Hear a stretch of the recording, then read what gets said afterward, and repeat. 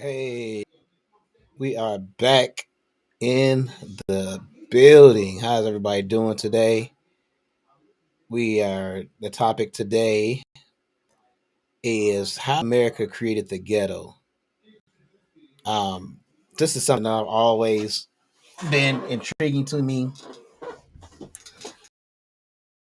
and this certain some of the questions do did the government know like the ghetto was going to be a place where there's going to be a lot of crime, being we're so close together, and it turns out y'all would be surprised the government actually did know through research that having people live that close together would be uh, a lot of violence. I'll put this here: how America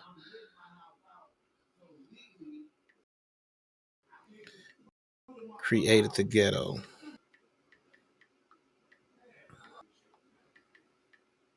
Okay, and so you would be surprised to know that the government did know that that making things like the projects would be very very. First of all, it was a project. That's why they call it projects. It was a project. What was the outcome of the project? Did they get any research from the project? Was there any conclusion of the project? What did they find out with these quote unquote housing projects? Well, one of the things that they knew very early on with these projects, putting people low income that close together aggravated. It's like a rat or any type of pieces you put together, pack, and eventually they may be violent to each other. Like I said, the government knew this through research psychology. They understood that the project was a failed experiment, and that's why really that they went back over the years and tried to correct the problems by making scat houses. Scat houses was the answer to projects. But see, the thing is that I think the damage has been done. For generation to generation. And even some of the scat houses look like remnants of the projects. It's not as big.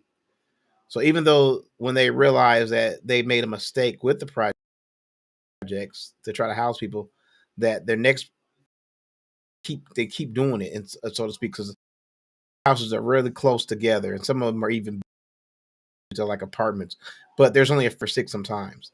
That's why they call them scat houses. They just scatter here, scatter there. But better than having 300 people packed in living all together. Ugly ass when the crack and epidemic came, and then you had people who were serving crack right into those buildings. So you had murders in those buildings. You had prostitution right in those buildings. No privacy really inside those buildings. You know what I'm saying? So uh, things like good times. They were living in projects in Chicago. Chicago's rough, but to be living in projects in Chicago in that time, and I think that they, if the, what was the name of Good Times, they way far up on the top floor. They live way up on the top floor. So that's why you always see that it would take an elevator.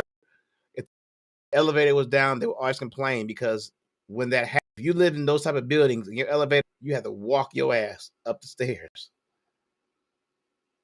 So if you live 15 floors up 15 steps up, you have to walk 15 floors up to get to your house. Imagine doing that after you got off work. That's a lot. Interact with going down if it's people some hallway, if it's prostitution hallway, whatever is going on your way up and down the stairs to get back and forth to work or church or anything. So that was just time it seems like. So, but I got y'all, and it talks about like how America started the project? What type of things came out of the projects, and was it a success or was it a failure? So those are some of the things that we need to take a look at. So I'm going to play this video, and then y'all come back and talk to y'all. Y'all tell me what y'all think, okay? Like many songs will tell you, bullet holes left in my peepholes. the story of what housing and other living conditions look like for many Black Americans is pretty bleak, and that's by design. In addition to artists cataloging their very personal experiences, it's been proven that the modern phenomenon of concentrated Black poverty was an intentional government-sponsored institution. This is in part why President Biden issued an executive order back in January, intended to right the historical wrongs Black folks have faced when it comes to housing and home ownership in this country. But first, let's take it back. The dawn of the 20th century, African Americans in major cities lived scattered throughout the city. They weren't segregated particularly. It's only with the Great Migration of 6 to 7 million African Americans north and west escaping the South. The predominant response of the United States government and state and local governments to the Great Migration was to contain Black people in their own neighborhoods. And HUD, the Department of Housing and Urban Development, was particularly a part of this role. But the precursors to HUD introduced and encouraged racially restrictive covenants, redlining of every major city where African Americans landed. The federal government was a sponsor of urban renewal, infamously called Negro removal by the great James Baldwin. Urban renewal, which means moving the Negroes out. It means Negro removal. That is what it means. And the federal government is an accomplice to this fact. That so-called urban renewal also included a federally sponsored interstate highway system, which was intentionally designed to mow through vibrant Black neighborhoods. Take Miami, for example. 2 highways, I-95 and I-395, bulldoze right through the predominantly Black and low-income Overtown neighborhood, previously called Colored Town during segregation. The Department of Housing and Urban Development and the federal government writ large in the first 7 decades of the 20th century invested billions of dollars in racial segregation and concentrated poverty. Each time this country created a peculiar institution that subordinated Black people, slavery, Jim Crow, it created and dismantled it. They replaced it with another one. And the iconic Black ghetto, I don't use that as a pejorative, I use it as a descriptor, was a follow-on institution to slavery and Jim Crow. That's the legacy that every new administration inherits, and the Biden administration has as well. Today, I'm directing the Department of Housing and Urban Affairs and Urban Development to redress historical racism in federal housing policies. This executive order is just one of 4 signed by President Biden, designed to address racial equity in the United States. And while this progress is a step in the right direction, there's still a lot of harm to undo.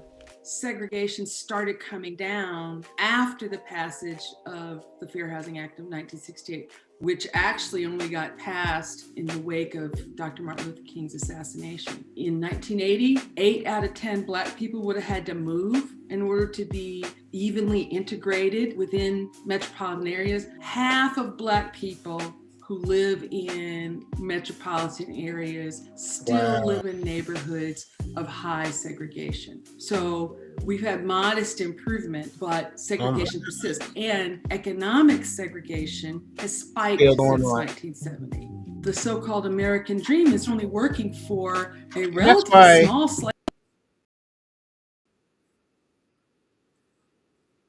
And that's why I was like, if somebody tell me like race, like you have to really prove that to me, because here you are, you have people telling, and it's like you guys have a blind eye. It's like, oh no, it doesn't exist.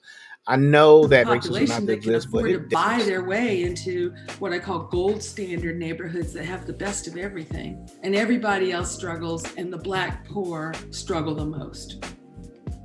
So what happens now? Well, some advocates are hopeful.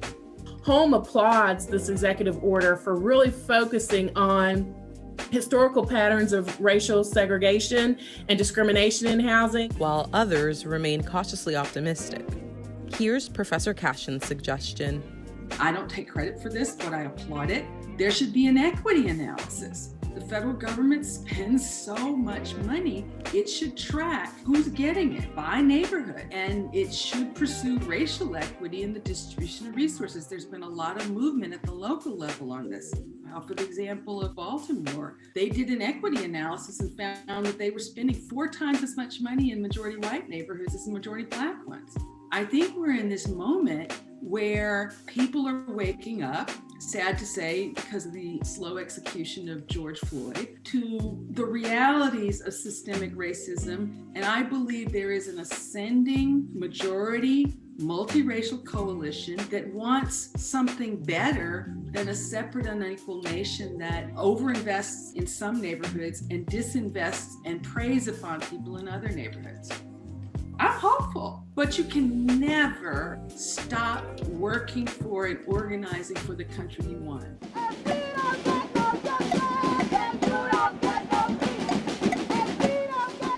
New generation's more radical and less tired than me. There's always another generation coming.